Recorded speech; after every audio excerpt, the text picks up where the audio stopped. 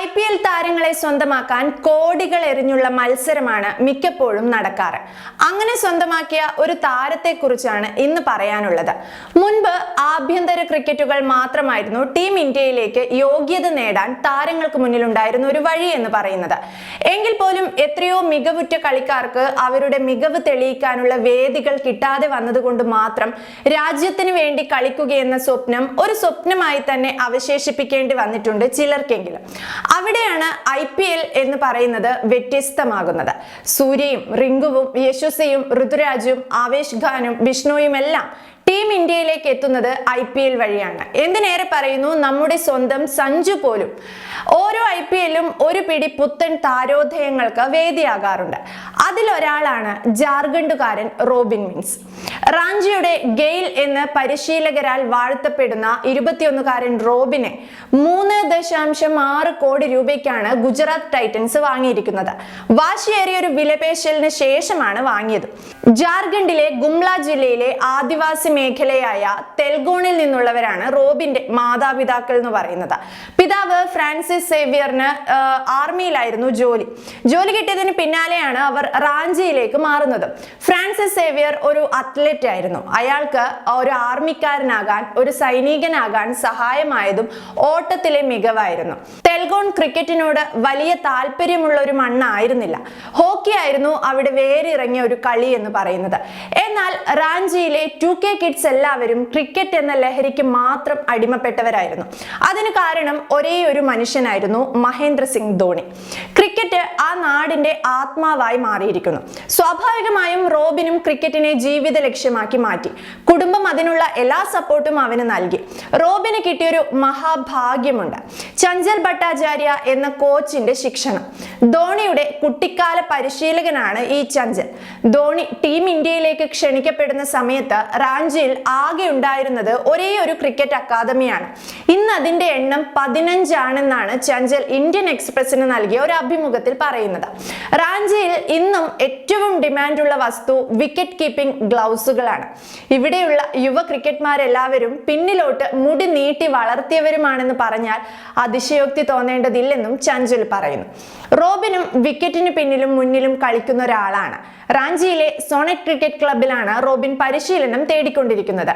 അവിടുത്തെ batting coach Asif hug റോബിനെ താരതമ്യം ചെയ്യുന്നത് സാക്ഷാൽ ക്രിസ് ഗെയിലിനോടാണ്.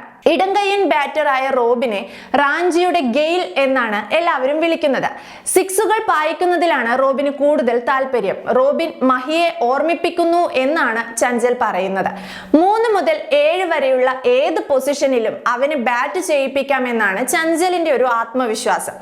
ആകാശം വഴി പന്തുകൾ ബൗണ്ടറികൾക്കപ്പുറത്തേക്ക് പായിക്കുന്ന നീളൻ മുടിക്കാരനായ ആ പഴയ മഹിയെ ഇവിടെയുള്ള ഓരോ യുവ ക്രിക്കറ്ററിലും കാണാമെന്നാണ് ചഞ്ചൽ ഇന്ത്യൻ എക്സ്പ്രസിനോട് പറഞ്ഞത്.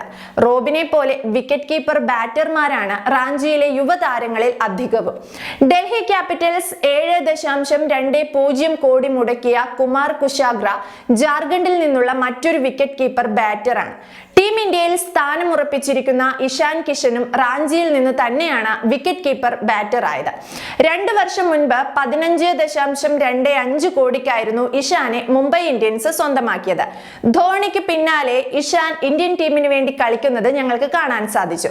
ഇത്തവണ IPL റോബിനും കുശാഗ്രയ്ക്കും വലിയ അവസരം നൽകും.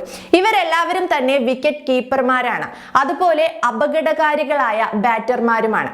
ഒരിക്കൽ റാഞ്ചിയിലെ JCA സ്റ്റേഡിയത്തിൽ റോബിന്റെ കളി കാണാൻ ധോണിയും ഉണ്ടായിരുന്നു. നീ നല്ലൊരു കളിക്കാരനാണ്, പക്ഷെ കൂടുതൽ സമയം ക്രീസിൽ നിൽക്കാൻ ശ്രമിക്കണം. വിക്കറ്റ് വലിച്ചെറിയരുത്. ഒരു 6 അടിച്ചു കഴിഞ്ഞാൽ അടുത്ത ബോളിൽ സിംഗിൾ എടുക്കാൻ ശ്രമിക്കണം. അല്ലാതെ ഒരു ഓവറിലെ 6 പന്തും 6 അടിക്കാനല്ല നോക്കേണ്ടത്. റോബിന് ധോണി അന്ന് നൽകിയ ഉപദേശം ഇതായിരുന്നു. പരിശീലകരായ ആസിഫും ചഞ്ചലുമാണ് ഇക്കാര്യങ്ങൾ ഇന്ത്യൻ എക്സ്പ്രസിനോട് തന്നെ പറഞ്ഞിരിക്കുന്നത്. അവൻ മഹിയെ പോലെയാണ്, ഭയമില്ല. ബൗളർമാരെ ആക്രമിക്കാനാണ് അവനിഷ്ടം. എത്ര സമയം ക്രീസിൽ നിന്നു എന്നതോർത്തല്ല, താൻ അടിച്ച 6 എത്ര ദൂരം പോയി എന്നോർത്താണ് അവൻ ആകുലപ്പെടാറുള്ളത്. റോബിനെ കുറിച്ച് ചഞ്ചലിന്റെ ഒരു നിരീക്ഷണം ഇങ്ങനെയാണ്. റോബിന്റെ കളി ഇഷ്ടപ്പെട്ടുവെന്ന് ധോണി പറഞ്ഞത് വെറുതെ ആയിരുന്നില്ല. ഇത്തവണത്തെ താരലേലത്തിന് മുൻപായി എയർപോർട്ടിൽ വെച്ച് ധോണിയോട് സംസാരിക്കാനുള്ള ഒരു അവസരം റോബിന്റെ പിതാവിന് കിട്ടിയിരുന്നു. അന്ന് ധോണി ഫ്രാൻസിസ് സേവിയറിന് കൊടുത്തൊരു ഉറപ്പുണ്ടായിരുന്നു, വേറെ ആരും അവനെ എടുക്കുന്നില്ലെങ്കിൽ ഞങ്ങൾ എടുക്കും. സൈന്യത്തിൽ നിന്നും വിരമിച്ച ശേഷം ഫ്രാൻസിസ് സേവിയർ റാഞ്ചി എയർപോർട്ടിലെ ഒരു സ്ഥാപനത്തിൽ സെക്യൂരിറ്റിയായി ജോലി നോക്കുകയാണ്. ഇങ്ങനെയാണ് ധോണിയെ കാണുന്നത്. റോബിനെ ഗുജറാത്ത് ടൈറ്റൻസ് വാങ്ങിയതിനു പിന്നാലെ ഫ്രാൻസിസും ഒരു സെലിബ്രിറ്റിയായി മാറിയിരിക്കുകയാണ്. ഫ്രാൻസിസും ഒരു കോടിപതിയായിരിക്കുന്നുവെന്നാണ് എല്ലാവരും അയാളെ അഭിനന്ദിച്ച് പറയുന്നത്.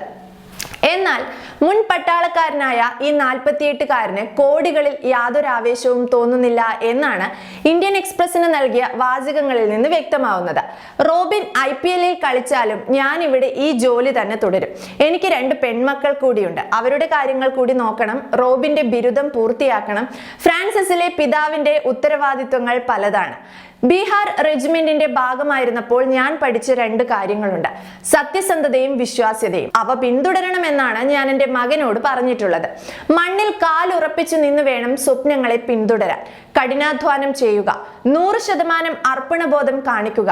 9ാം ബീഹാർ റെജിമെന്റിന്റെ യുദ്ധവാക്യം ജോലി തന്നെ ആരാധന എന്നതായിരുന്നു. ഇതെപ്പോഴും മനസ്സിൽ വയ്ക്കാനാണ് റോബിനോടും ഞാൻ പറഞ്ഞിട്ടുള്ളത്.